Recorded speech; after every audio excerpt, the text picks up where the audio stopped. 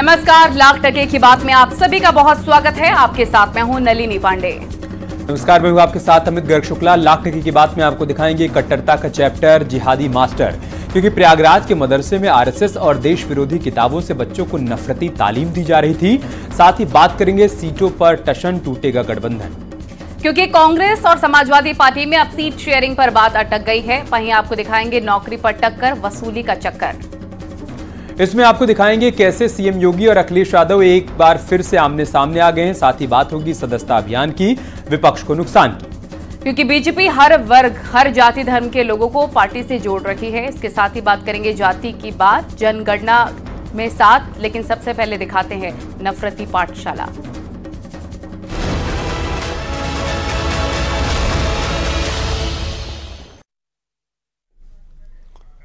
सबसे पहले बात प्रयागराज के उस मदरसे की जहां पर बच्चों को नफरती तालीम दी जाती है। नकली नोट का सिंडिकेट चल रहा था और मास्टरमाइंड मौलवी चरमपंथी साहित्य का पाठ पढ़ाता था। कुछ दिन पहले प्रयागराज में मदरसे में नकली नोट की छपाई का खुलासा हुआ और अब उसी मदरसे में आरएसएस के खिलाफ किताब और कई पोस्टर्स बरामद हुए हैं। प्रयागराज मदरसे पर सबसे बड़ा खुलासा यह है कि मदरसे से आपत्तिजनक किताबें बरामद हुई हैं। प्रयागराज मदरसे में मौलवी के कमरे से आरएसएस के खिलाफ चरमपंथी साहित्य बरामद किए गए हैं।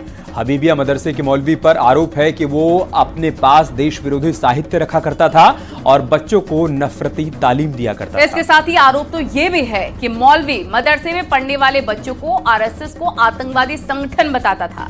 इस बीच मदरसे में छापेमारी के दौरान लाल डायरी भी बरामद हुई है। अब लाल डायरी से विदेशी फंडिंग का खुलासा भी होगा। और वहीं इस मामले की जांच कर रही टीम आतंकी कनेक्शन के एंगल से भी जांच कर रही है। इसी पर आपको दिखाते हैं रिपोर्ट।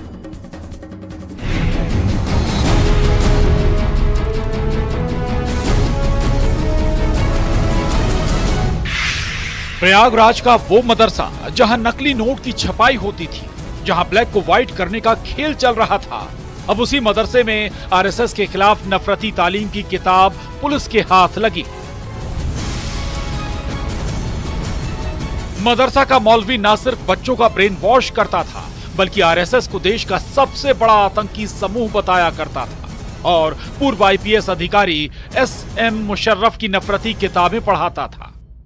अब जिस तरह से यहाँ पर नकली नोटों की फैक्ट्री पकड़ी गई है, तो आरोपियों के खिलाफ लगातार शिकंजा कस रहा है। इस मामले में यूपी पुलिस से लेकर आईबी एजेंसियां भी जो है, इंटेलिजेंस एजेंसियां इस मामले में जांच पड़ताल कर रही हैं और लगातार इस मामले में नए नए खुलासे हो रहे हैं।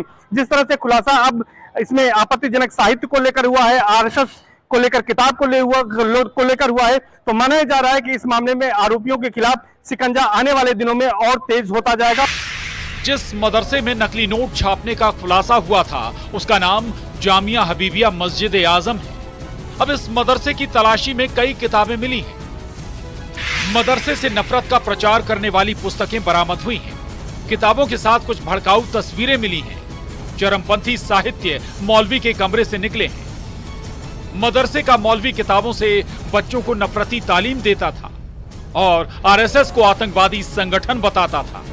मदरसे में छापेमारी के दौरान वो लाल डायरी भी मिली है, जिसमें विदेशी फंडिंग और आतंकी कनेक्शन के सबूत मिल सकते हैं। पुलिस अब इसी एंगल से आगे की जांच कर रही है। तो वहीं जिस तरह आरएसएस के खिलाफ मदरसे में नफरत के बीज बोए जा रहे थे, अब उस पर भी सियासत होने लगी। आरएसएस पे जो किताब है वो आपत्तिजनक क्या है? मुशर्रफ साहब वो आईपीएस थे और वो किताब देश भर की लाइब्रेरीज में है, देश भर के जितने भी बुक स्टॉल हैं वहाँ भी मौजूद हैं। सवाल ये है कि प्रयागराज का पुलिस जो खुद इस पूरे नोट छापने के कांड में शामिल है, सालों से नोट छप रही थी। भाई नोट छापने के जो जाली जो कागज हैं, वो कागज कहाँ से आ रहे हैं? प्रिंसिपल के कमरे में आपत्तिजनक साहित्य का मिलना एक बड़े राष्ट्र विरोधी षड्यंत्र को उजागर कर रहा है। वहीं यह कृत्य गैर मान्यता के चलने वाले मदरसों पर योगी सरकार के कड़े फैसलों को भी सही सिद्ध करता है। बधाई योगी सरकार को कि जिसने मास्टरमाइंड समेत कार्यवाहक प्रिंसिपल और उनके गुर्गों को समय रहते दबोच दिया। यानी बीजेपी मदरसे में चल रहे खेल को देश विरोधी गतिविधि मान रही है, तो समाजवादी पार्टी आरएसएस के खिलाफ आपत्तिजनक किताबों के समर्थन में है और उस लाल डायरी से फंडिंग और आतंकी कनेक्शन के सबूत जुटा रही है। Bureau report, news 18।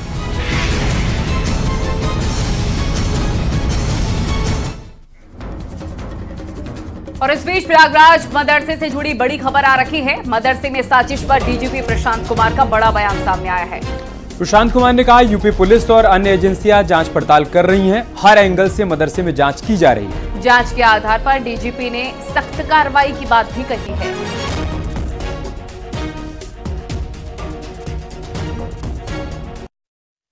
उसमें ऑलरेडी प्रयागराज कमिश्नरेट ने कार्रवाई की है और जो भी तथ्य प्रकाश में आए हैं उसका परीक्षण जिला पुलिस तथा अन्य एजेंसियों के द्वारा किया जा रहा है और इस पे आगे की भी कार्रवाई अमल में लाई जाएगी। जैसे भी कार्रवाई होगी हम प्रेस के साथ शेयर करेंगे। सब बहराइच पे घड़ियों का बात समाजवादी पार्टी और कांग्रेस में सीट शेयरिंग की करते हैं, क्योंकि यूपी उपचुनाव में कांग्रेस 50-50 के फॉर्मूले पर सीट चाहती है। तो कांग्रेस की डिमांड के बीच अब समाजवादी पार्टी ने हरियाणा में अपने पत्ते खोल दिए हैं। कांग्रेस की प्रेशर पॉलिटिक्स को करारा जवाब देते हुए समाजवादी पार्टी ने सख्त चेतावनी दी है। हरियाणा के सपा अध्यक्ष सुरेंद्र भाटी ने साफ कह दिया है, अगर सीटों की डिमांड पूरी नहीं हुई तो बिना गठबंधन के चुनाव लड़ेंगे। दरअसल कांग्रेस यूपी के उपचुनाव में समाजवादी पार्टी से 10 में से 5 सीट चाहती है, तो हरियाणा में समाजवादी पार्टी कांग्रेस से 17 सीटों की डिमांड कर चुकी है। कांग्रेस का कहना है कि अगर यूपी में सीटों पर बात बनेगी तो साथ साथ लड़ेंगे, लेकिन समाजवादी पार्टी का कहना है कि अगर हरियाणा में सीटों पर बात नहीं बनी तो अकेले चुनाव लड़ेंगे।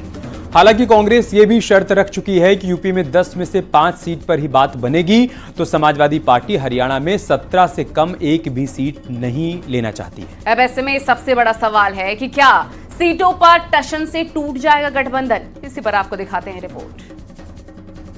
और इसका मतलब ये हुआ कि आप दूसरे दलों को बेवकूफ बना रहे हैं, आप बैठा करके क्या? मिले हुए लोग हैं, ये कांग्रेस के लोग बीजेपी से मिले हुए लोग हैं और मुझे ये भरोसा होता कि कांग्रेस पार्टी के लोग धोखा देंगे, तो मैं उनकी बात पे भरोसा नहीं करता। मैं आपके माध्यम से कांग्रेस पार्टी को कहना चाहता हूँ, अपने चिरकुट नेताओं से हमारी पार्टी के बारे में न बुलवाएं। समाजवादी पार्टी और कांग्रेस के बीच जो लड़ाई मध्य प्रदेश के चुनाव में शुरू हुई थी, जो ठसक अखिलेश ने दिखाई थी, कुछ वैसी ही तस्वीर एक बार फिर दोहराने वाली है। और मुझे ये भरोसा होता कि कांग्रेस पार्टी के लोग धोखा देंगे, तो मैं उनकी बात पे भरोसा नहीं करता। इस बार भले ही कांग्रेस और समाजवादी पार्टी ने मिलकर लोकसभा चुनाव लड़ा हो, लेकिन साइकिल की रफ्तार पर हाथ से ब्रेक लगना नामुमकिन लग रहा है, क्योंकि यूपी उपचुनाव में कांग्रेस ने तो हरियाणा विधानसभा चुनाव में समाजवादी पार्टी ने अपनी अपनी डिमांड एक दूसरे के सामने रख दी है। कांग्रेस यूपी उपचुनाव में 10 में से 5 सीटों की डिमांड कर चुकी है। समाजवादी पार्टी को हरियाणा में कांग्रेस से 17 सीटें चाहिए। सीट शेयरिंग में कांग्रेस यूपी के लिए 50-50 वाले फॉर्मूले पर फोकस कर रही है, तो हरियाणा में समाजवादी पार्टी 1/5 वाला फॉर्मूला लागू करना चाहती है। यूपी में कांग्रेस 5 सीट पर अडिग है, तो हरियाणा में अखिलेश को गठबंधन सहयोगी से 17 सीटें चाहिए। यानी उत्तर प्रदेश में कांग्रेस ने प्रेशर पॉलिटिक्स की राह पकड़ी, तो हरियाणा में समाजवादी पार्टी भी पीछे नहीं रहना चाहती। भाजपा 80 में 80 दावा कर रही थी, उसी तरीके से इनका दावा का हवा निकल जाएगी। अब चिंता न करिए, डंके की चोट पर 10 की 10 गठबंधन जीतेगा। गठबंधन में आपको कोई सीट मिलेगी कि? अब ये तय करेंगे राष्ट्रीय नेतृत्व। तो हम लोगों ने अपनी बात को रख दिया है, 5 सीट का दावा किया है और तय करेंगे, राष्ट्रीय नेतृत्व के लोग मिलकर लड़ेंगे और 10 की 10 जीतेंगे। तो हमने अपने राष्ट्रीय अध्यक्ष जी को 17 सीटों के नाम फाइनल करके दिए हैं कि इन सीटों पर हम मजबूत स्थिति में हैं और पार्टी आला कमान हमें अनुमति देगा तो हम इन 17 सीटों पर चुनाव लड़ेंगे, चाहे फिर उसका नुकसान किसी को हो, फायदा किसी को हो, इससे कोई फर्क नहीं पड़ता। हमारी पार्टी समाजवादी पार्टी ऐसी पार्टी है कि जो दोस्ती भी ढंग से निभाती है और वक्त पड़ता है तो दुश्मनी भी ढंग से। दरअसल लोकसभा चुनाव में मिले बेहतर परिणाम के बाद अखिलेश यादव और उनकी पार्टी के कार्यकर्ता फुल जोश में हैं और पार्टी को राष्ट्रीय पार्टी का दर्जा दिलाने की कोशिश में हैं। ऐसे में अखिलेश यादव यूपी से निकलकर दूसरे राज्यों में भी साइकिल की रफ्तार को तेज करने के लिए सहयोगी का साथ चाहते हैं, लेकिन कांग्रेस यूपी छोड़ दूसरे राज्यों में कंप्रोमाइज करने के मूड में नहीं है। ये वो सब सारे दल हैं जो जिनके विचार आपस में मेल खाते नहीं है, जिनकी नीतियां मेल खाते नहीं है। और हमारे गांव में कहते हैं कि कहीं का ईंट कहीं का रोड़ा, भानुमति ने कुनबा जोड़ा। तब मैं कहूंगा कि इनके जब विचार मेल नहीं खाते हैं। और समाजवादी पार्टी की बात मैं करूं तो पहले ही आपने मध्य प्रदेश के चुनाव जब हो रहे थे तो आपने देखा होगा कि क्या क्या अखिलेश यादव कहते थे, ये कांग्रेस तो चालू पार्टी है, इस कांग्रेस में कोई भरोसा मत करना। और कांग्रेस के लोग क्या क्या कहते थे। बहरहाल ये तो साफ है कि दोनों दलों से सीट शेयरिंग पर एक बार फिर ठन चुकी है। लेकिन सबसे बड़ा सवाल है, क्या कांग्रेस समाजवादी पार्टी के सामने सरेंडर कर देगी या फिर अखिलेश यादव कांग्रेस की प्रेशर पॉलिटिक्स में उलझ जाएंगे? क्योंकि जो गठबंधन लोकसभा चुनाव के लिए हुआ था वो विधानसभा चुनाव में बिखरता दिख रहा है, उसी तरह जैसा मध्य प्रदेश में हुआ था। Bureau report, news 18।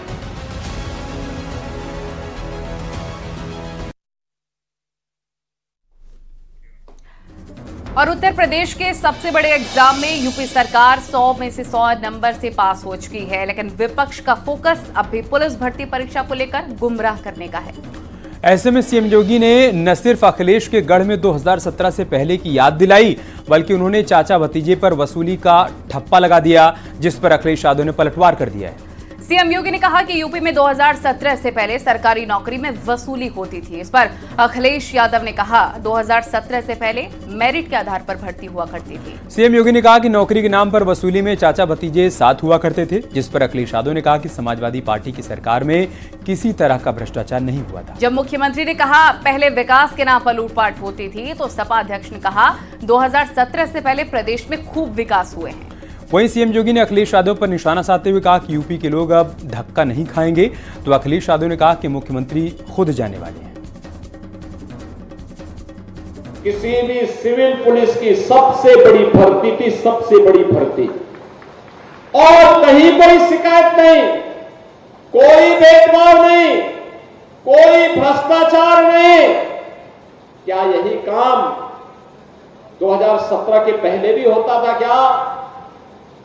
2017 के पहले हर नौकरी बिकती थी, उसकी नीलामी होती थी, वसूली में चाचा और भतीजा समान के भागीदार होते थे, और बाद में जब ज्यादा वसूली होती थी तो चाचा को धकेल दिया जाता था, भतीजा अकेले ही बैग लेके भाग जाता था। जिस समय उत्तर प्रदेश में पुलिस भर्ती 2017-16 में हुई थी, वो मेरिट पे हुई थी। कोई भी एक नौजवान नहीं कह सकता कि कहीं भी किसी तरह का भ्रष्टाचार हुआ हो, या उन्हें किसी तरह की परेशानी का सामना करना पड़ा हो, या किसी का पेपर छूटा हो। अभी नौकरी की बड़ी ज़रूरत है। जिस सरकार ने 10 साल में नौकरियां, रोजगार न दिया हो, उससे क्या उम्मीद करोगे आप? कितने बड़ी संख्या में नौजवान हैं जो नौकरी चाहते हैं, उसके लिए भी सरकार को सोचना चाहिए। ये मुख्यमंत्री जाने वाले हैं, इसलिए इस तरह की भाषा का। उत्तर प्रदेश में आज से बीजेपी के सदस्यता अभियान की शुरुआत हो चुकी है। कल प्रधानमंत्री नरेंद्र मोदी को जेपी नड्डा ने सदस्यता दिलाई, तो आज सीएम योगी को भूपेंद्र चौधरी ने पार्टी की सदस्यता दिलाई। इसी के साथ यूपी में 3 करोड़ सदस्य बनाने का टारगेट रखा गया है, जो विपक्ष के लिए किसी चुनौती से कम नहीं। आपको इस रिपोर्ट में दिखाते हैं।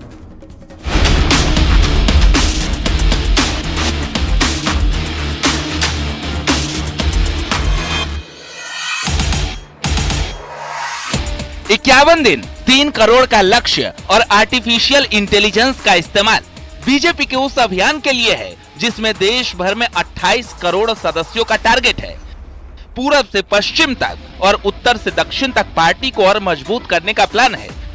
अब उसी प्लान को बीजेपी सदस्यता अभियान की शक्ल दे चुकी है। प्रधानमंत्री नरेंद्र मोदी को बीजेपी अध्यक्ष जेपी नड्डा ने सदस्यता दिलाई, तो सीएम योगी को भूपेंद्र चौधरी ने पार्टी की सदस्यता दिलाई। दरअसल उत्तर प्रदेश में फिलहाल बीजेपी के 2.5 करोड़ एक्टिव सदस्य हैं, जिसे बढ़ाकर 3 करोड़ के पार ले जाना है, और इसी को लेकर बीजेपी यूपी में सदस्यता अभियान चला रही है, जिसे गांव-गांव तक पहुंचाना है, घर-घर दस्तक देना है। जो लोग आपकी प्रतीक्षा कर रहे हैं और आपको उनके साथ जाना है, लक्ष्य एक ही होना चाहिए कि राम काज कीनो बिन मोहि कहां विश्वास। झोपड़ी में बैठा हुआ इंसान जिसको प्रधानमंत्री आवास योजना का लाभ मिला है, अगर हम उसके घर में जाएंगे, उसके साथ सेल्फी लेंगे और उसी मोबाइल फोन से उसको फिर से सदस्य बना करके उस सेल्फी को उसको वापस भेजेंगे, तो उसके मन में कितनी उसको अच्छा लगेगा। बीजेपी के लिए इस बार ये सदस्यता अभियान एक चैलेंज है। चैलेंजिंग इसलिए है क्योंकि 2024 के चुनावी नतीजों से विपक्ष, खासकर समाजवादी पार्टी आत्मविश्वास से लवरेज है और लोकसभा चुनाव में यूपी में जिस तरीके से बीजेपी क्लीन स्वीप का नारा दे रही थी, उसमें अलग से 27 सीटों का नुकसान हो गया। अब उसी की भरपाई के लिए सीएम से लेकर डिप्टी सीएम तक अभियान को मजबूती के साथ आगे बढ़ा रहे हैं। स्वयं सहायता समूह के माध्यम से जो हमारी दीदियां हैं, महिलाएं हैं, जिनको लखपति दीदी बनाने का प्रधानमंत्री जी ने लक्ष्य दिया है, उनके बीच में भी हमें जाने का काम करना है।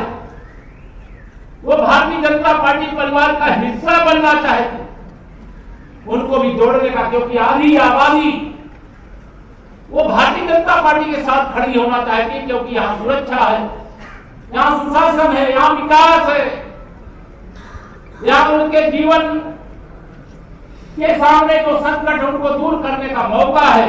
हमारे पास विरासत है पंडित दीनदयाल उपाध्याय जी की, जिन्होंने समाज के अंतिम व्यक्ति के चेहरे पर मुस्कान लाने के लिए एकात्म मानववाद के सिद्धांत को आगे बढ़ाने का काम किया। हमारे पास विरासत है वो नेता जी की, जिन्होंने दुनिया में भारत माता के परचम को आसमान में पहुंचाने का काम। और दूसरे दलों में हमारे दलों में अंतर क्या, ये भी हमें समझना पड़ेगा। और बूथ पर जाकर के एक एक भाई बहन को जो सर्व समाज में रहते हैं, उनको हमें बताना। 2024 के नतीजों के बाद बीजेपी को अपने संगठन में फिर से जोश भरना होगा और इसमें सदस्यता अभियान एक अहम कड़ी साबित हो सकता है। वो इसलिए क्योंकि 2027 में यूपी में विधानसभा चुनाव होना है, उससे पहले उपचुनाव दरवाजे पर दस्तक दे रहा है। ऐसे में बीजेपी का खासकर ओबीसी पर फोकस है। दलितों को पार्टी से जोड़ने की कवायद हो रही है। अल्पसंख्यक वोटर को सदस्य बनाने की तैयारी है और हर जाति धर्म के सदस्य पार्टी से जोड़ने जा रहे हैं। बीजेपी जानती है कि अपने वोट को एकजुट रखना एक बड़ी चुनौती है, वो भी तब जब सियासत में हिंदुत्व के काट के लिए विपक्ष जाति की कार्ड खेलने में लगा हुआ है। ऐसे में अगर बीजेपी ने यूपी में 3 करोड़ सदस्यों को आंकड़े को छू लिया तो विपक्ष के लिए ये एक नई चुनौती बन जाएगी। Bureau report, news 18।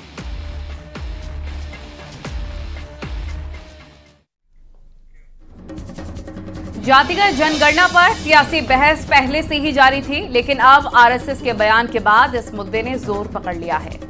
संघ की तरफ से सरकार को इशारा भी है और सभी दलों को नसीहत भी है। संघ ने कहा है कि अगर जन कल्याण के लिए ये जरूरी है तो करवा सकते हैं, लेकिन राजनीतिक हथियार नहीं बनाना चाहिए। उधर बीजेपी के कुछ साथियों की तरफ से भी लगातार जातिगत जनगणना का समर्थन किया जा रहा है। दरअसल अखिलेश यादव ने कहा कि जातीय जनगणना से समाज जुड़ेगा, बटेगा नहीं, तो राहुल गांधी ने कहा कि जातीय जनगणना सामाजिक न्याय का ढांचा तैयार करने का आधार है। और वहीं अनुप्रिया पटेल ने कहा, हम हमेशा से पक्षधर हैं, विकास के लिए आंकड़े जरूरी हैं। हालांकि ओपी राजभर ने जनगणना का समर्थन करने के साथ ये भी कहा कि पीएम मोदी ही ये काम करवाएंगे। यानी कि जहां सीएम योगी जातीय जनगणना पर चल रही सियासत के बीच बटेंगे तो कटेंगे वाला बयान दे चुके हैं, ऐसे में अब अखिलेश ने भी जनगणना पर घमासान छेड़ दिया है। बहनों और भाइयों, राष्ट्र से बढ़कर के कुछ नहीं हो सकता, कुछ नहीं हो सकता। और राष्ट्र तब सशक्त होगा जब हम एक रहेंगे, नेक रहेंगे। जनगणना से समाज जुड़ेगा, समाज बटेगा नहीं। और जो लोग बांटते रहे हैं, जो समाज को तोड़ते रहे हैं, वो लोग अगर कहें कि जाति जनगणना से समाज में दूरियां होंगी, ये तो वही कहावत हुई, उल्टा चोर कोतवाल को डांटे। अपना दल का एक स्पष्ट स्टैंड है, एक स्पष्ट मत है। हमारी पार्टी प्रारंभिक दौर से जातीय जनगणना की पक्षधर रही है और हमने इस बात को संसद में भी कहा है और हम निरंतर इस बात को कहेंगे कि देश के अंदर अलग अलग जाति समूहों की गिनती हो ताकि उनके प्रामाणिक आंकड़े स्पष्ट रूप से सामने आए और कौन विकास की दौड़ में पीछे रह गया है, कौन प्रतिनिधित्व की दौड़ में पीछे रह गया है, सरकारी योजनाओं का कहां पहुंचना अधिक आवश्यक है, ये सब कुछ स्पष्ट रूप से निकल के आ जाएगा। देखिए, हम 22 साल से कहते आए हैं और आज भी कह रहा हूं कि विपक्ष सत्ता में रहता है तो इनको जातिवाद जनगणना सबको अधिकार बराबर देने की सुध नहीं आती है। सत्ता से बाहर होने के बाद इनको सब याद आता है, क्योंकि वोट के लेने के लिए इनको याद आता है। इनसे तो बढ़िया नीतीश जी हैं। सत्ता में रहते हुए उन्होंने जातिवाद जनगणना करा दिया, चाहे गलत चाहे सही करा दिया। ये लोग क्या किए? सपा कांग्रेस बसपा के लोग क्या किए? तो जातिवाद जनगणना एनडीए गठबंधन माननीय नरेंद्र मोदी जी के नेतृत्व में ही जातिवाद जनगणना होगी। और यहाँ रुकेंगे एक छोटे से ब्रेक के लिए। खबरें जारी हैं, बने।